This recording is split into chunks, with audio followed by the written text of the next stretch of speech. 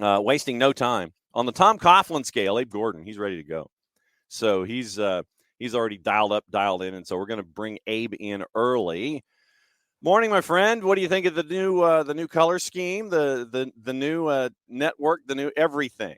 Yeah, there's a lot of fanciness in the simplicity of it. So I'm digging it, man. I like Yeah. it. So yeah, and so Jason, the lead designer and all this stuff, has given us now the silver, black, and white look as we go forward. So he's running 9,000 miles an hour. A lot of stuff to talk to you about.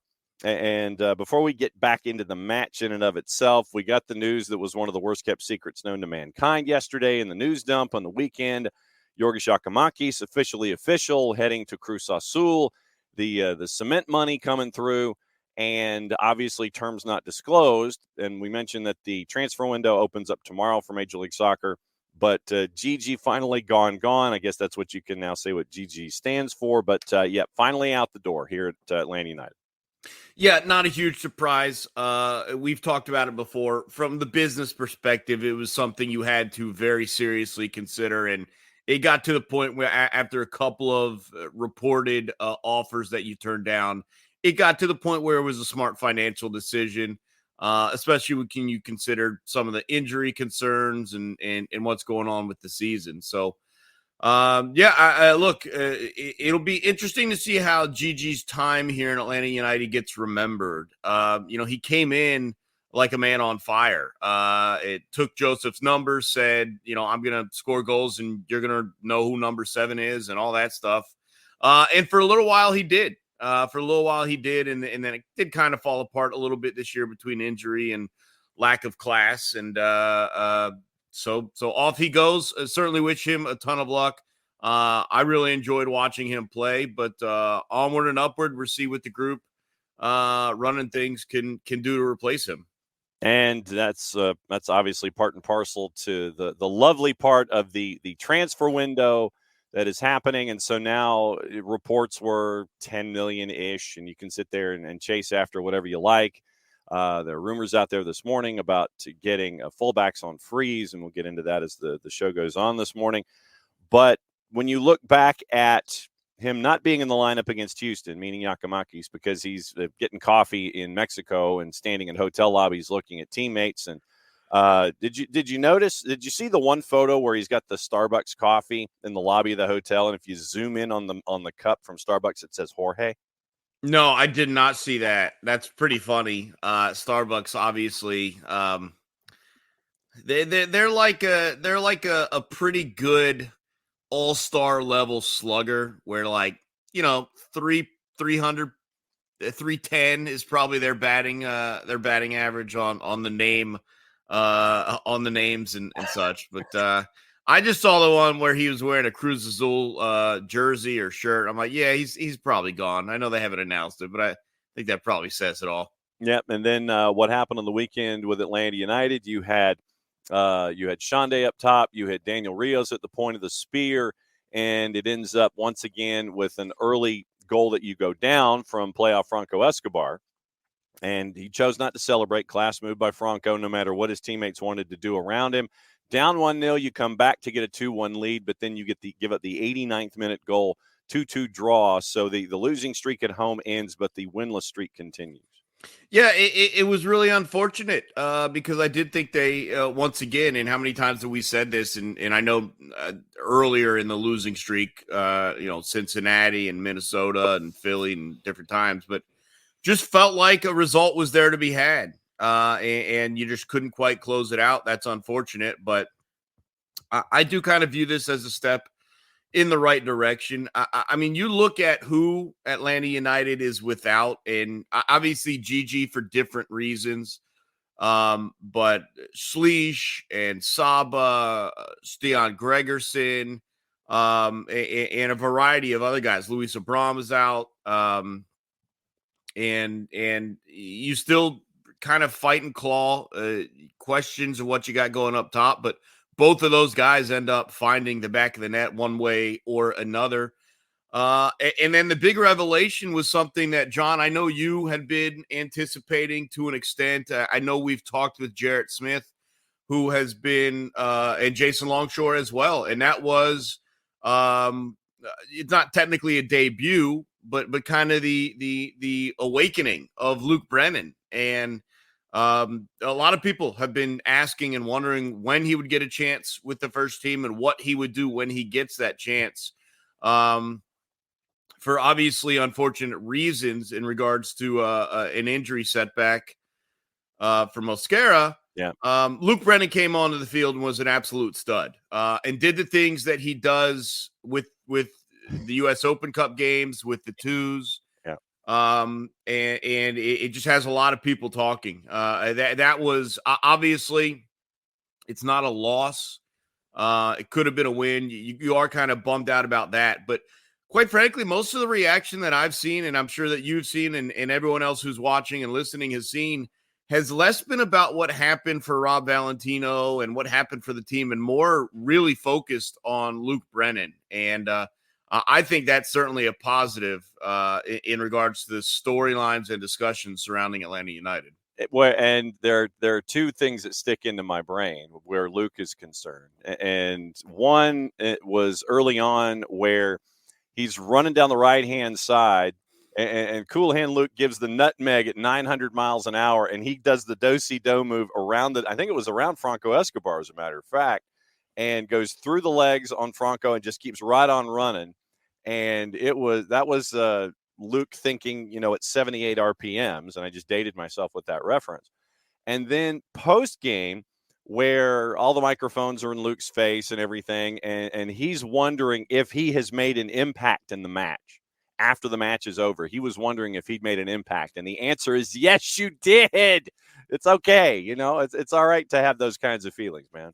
Well, the other thing for Luke, and I know it's been the criticism for him at some levels, is adding in the goal scoring and adding in the assists to what we think is an entertaining style of play for him individually. And the thing is, he made the right pass on that shot that eventually was scored by Daniel Rios, the first Atlanta United goal. He makes a great run. He gets to the touch line, finds some space, cuts back. He hits Almada on a perfect pass. Almada one times it. It's a good save, but it is spilt, and Rios finishes that. That's not going to go on the scoreboard or on the stat line for Luke Brennan, but that's the perfect play. And it really does kind of show a little bit of the advancement to an extent. And look, that's not to say that every game is going to go as clean and as smooth as this one went for him, right? Yeah. He's going to have issues at times. He's going to look like a teenager at times, and I think that's to be expected. But and I know Rob Valentino mentioned it post game. Like, I just want a guy that's going to run at guys, that's going to take on defenders. And I don't remember if Rob, he may use both words. At one point, bravery was used. At one point, courage was used. I just want guys that are going to open up the defense. And when you have a guy like Brennan who can run at guys with more than just speed, I think that was some of the concerns too when you got into the discussion with Mosquera and Shande Silva and other guys you might have tried to use to fill in. It just felt like they were too much potentially of a one-trick pony. And that's not what you're getting with Luke Brennan. And so very interested to see if he can continue to get some time and if he'll be continuing to open things up. But he was really the big takeaway from this game. I know it was Rob Valentino's first match in his second era as interim manager. And we've talked about all the guys you're missing because of Euros or Copa America. We're going to be missing guys for the Olympics coming up. I mean, it's a really tough stretch. And so I'm going to be relatively patient with Rob Valentino, here's the thing, John. It's kind of tough to be patient when we were just patient with the last guy to an extreme extent where we're like 5-6 matches in. We're like, this guy's going to get canned. Here's the date. It's going to happen. But we kind of have to wait. And while we're being patient through that whole time, home loss. And it's just like, we all know where this is headed. Now we get into a situation where we have Rob Valentino and we want to get out there and sprint as a fan base. But realistically, I think there is a little bit of hesitation and concern because of what's going on with your roster. You don't have your designated player goal scorer. You got a ton of guys out, stuff like that. You got, I think, 5 of your next 6 MLS games are on the road. I know you have the Indy 11 as well. Right. I think I did the work on Saturday night post game. I think it's 5 of your next 6 MLS games on the road, and obviously that starts midweek here against DC United, a team that came into your house and took your money, and so we'll see. But as much as we pleaded for some patience with Gonzalo Pineda, I think we probably need to do a little bit of the same with Rob Valentino, just because of some of the limitations he's dealing with. But I do find it interesting that the result from Saturday night, being that close to a win, ending up with a draw. Yes, it's disappointing, but really the story that everyone was reacting to was Luke Brennan.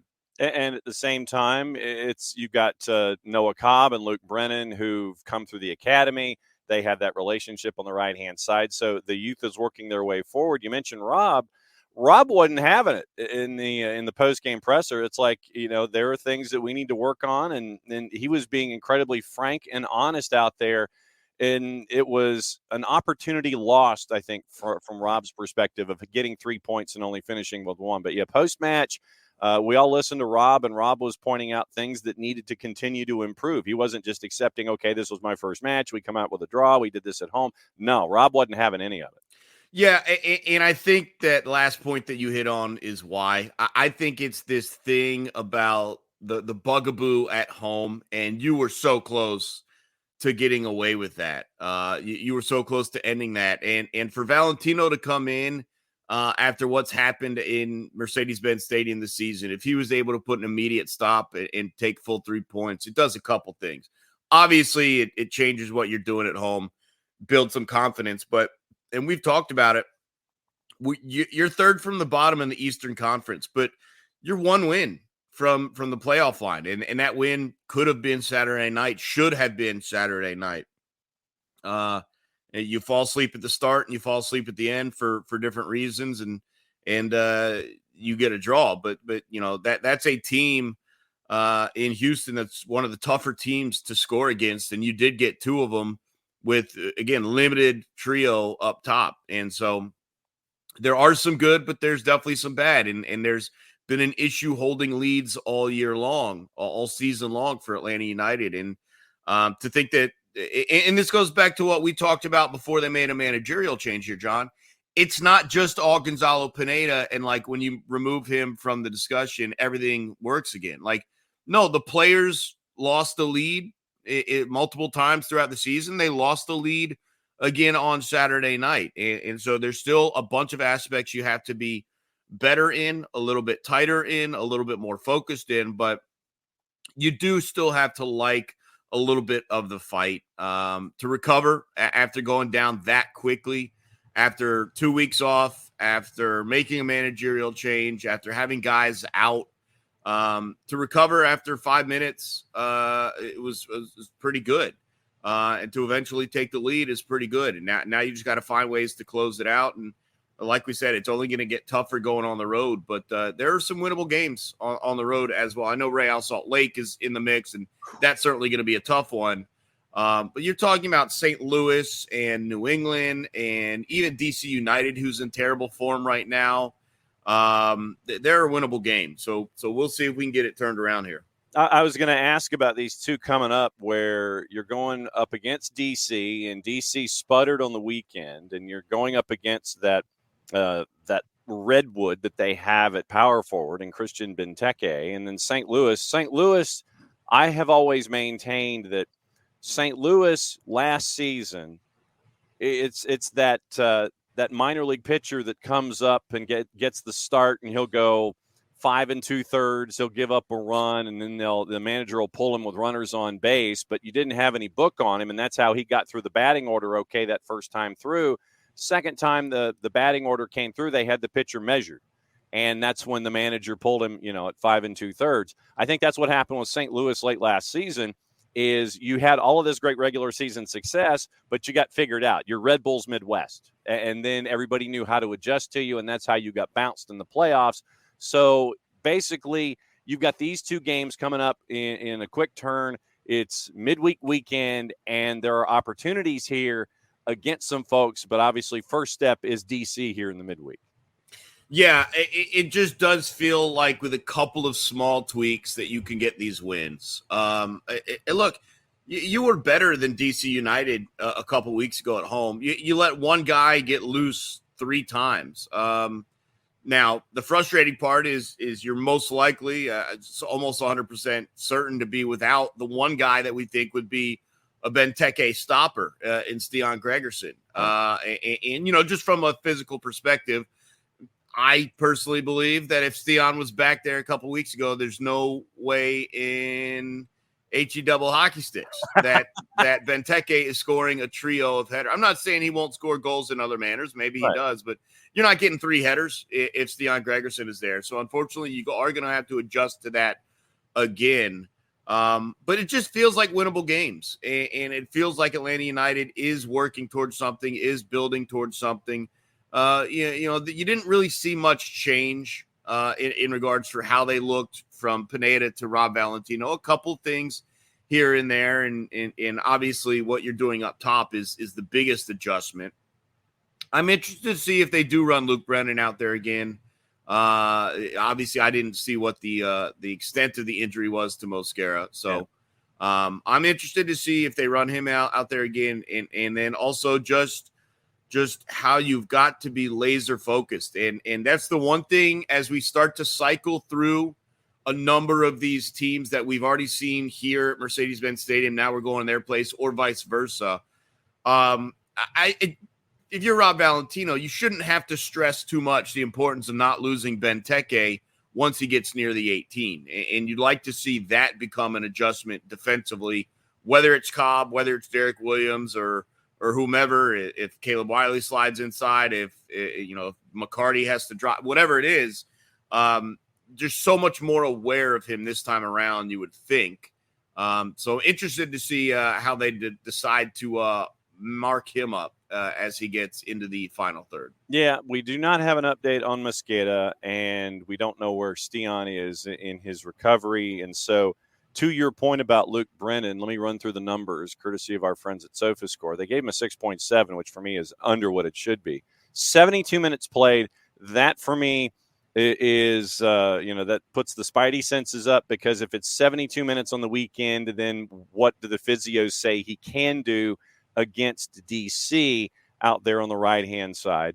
You had 29 touches. It was 10 of 11 passing, 2 key passes, 1 successful cross, 1 big chance created, the goal that we'll play in just a little bit, 1 shot off target, 3 of 5 on the dribble, 5 of 13 on his duels on the day, winning 5 on the ground out of 12, fouled twice, 1 offside, and 1 dribble passed, and that was the one that we talked about with Franco Escobar. So those are Luke's numbers. But yeah, to your point about Luke, you wonder what it's going to look like on the right-hand side because of injury and because of minutes that you had to burn a sub window for very early on in the first half, where Luke is concerned.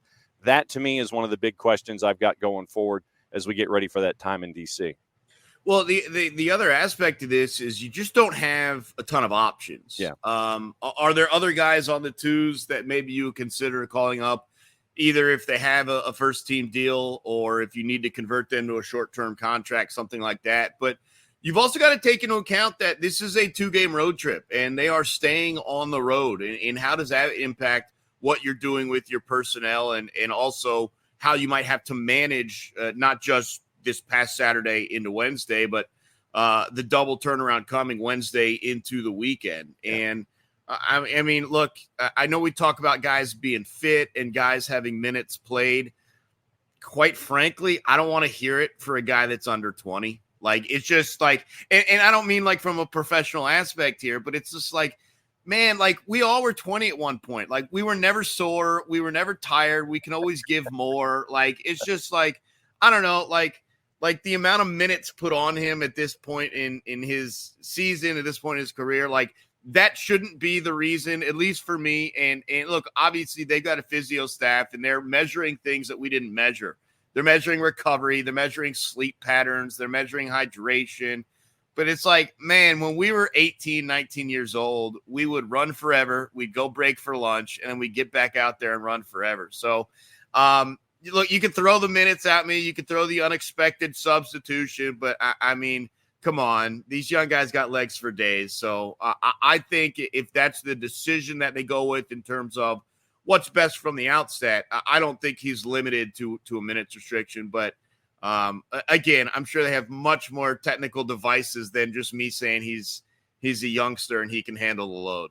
Well, you know that you can say the short version of HE double hockey sticks on the show. You know, I wasn't sure what the freedoms were here. We have absolute freedom, sir, here on the morning show, and so all we have to do when we post the audio, we put the explicit rating up. If Jared's the main violator of the explicit rating, and hell is not, hell it's is not too bad. No, hell is real. I mean, that's, that we know. But yeah, Jarrett will sit there and he'll give us the explicit rating. Well done. And he'll be far imaginative than anything that we get to put together. What's the plans at 92.9 for the midweek with DC United? Yeah, we got a lot coming up, to be honest. Obviously, with DC United, we're kicking things off for an hour pregame, myself and Garrett Chapman. Certainly we got the weekend as well, but I also want to make just an invitation.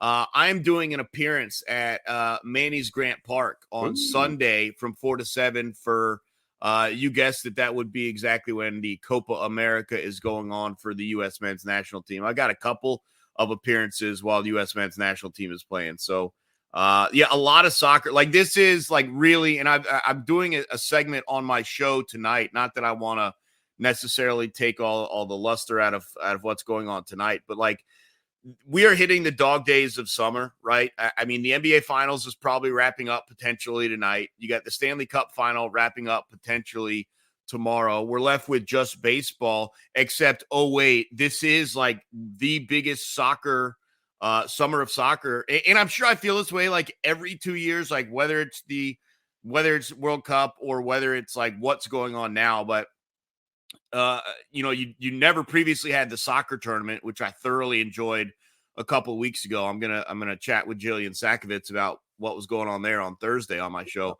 But between Euros, Copa America, and those two massive tournaments leading directly into the Olympics, like for those fans who I mean are watching or listening, I mean, this is one of the best summers of soccer that I can remember, and so.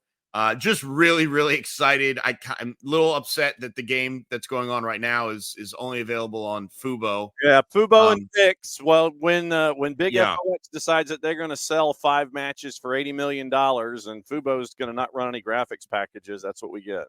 Yeah, so unfortunately not able to watch the Romanians today, but we're going to be tuned in for the rest of the tournament. The other two games, Romania is actually up 1-0, by the way. That's a spoiler. But yeah, and we're just tuned in every day. And the great part about it is like these games are on during the day, and especially if I'm hosting a night show and I'm just sitting at home and I'm desperate every day to be like, what do I want to watch today? Like, we got the College World Series going on, right? Like, they have some 2 or 3 o'clock games. There's a little bit of early afternoon action, but like to be able to wake up and just like watch soccer pretty much from the outset and do it during the week, doing it on weekdays, because, we have that affordability on the weekends when we're watching the EPL or La Liga, whatever it is. But to wake up and be like, all right, I wake up, it's 8:30, let's walk the dog. Oh, it's 9 o'clock, there's a game. This is a great summer for soccer. And so I'm really excited about it. But yeah, we'll have coverage of Atlanta United, but we will also have coverage of a couple of other tournaments that are going on that the world's eyes will be watching. So very excited about what's going on the next, almost month and a half or so, carrying you through the Olympics. Yeah, no, I had the Ukraine team getting out of group, and that's why when you mentioned what the score was, I was like, man, I was going for the human interest story and everybody looking at Georgi Sudakov and Mikhailo Mudryk and that bunch to get out of group stage. And so you've made my choice that much more difficult. I had Albania getting out and being one of the threes, and I had Ukraine getting out of the group. So I'm 2 for 2. Well, it's only the first match day for this group. You can you can maybe catch an unexpected result, get out with a win, a loss, and a draw, and see what happens. Amen, brother. I like how you think. Abe Gordon at 929 the game. As always, my friend, great to see you. We'll catch up with you soon. All right. Thanks so much, John. Appreciate it.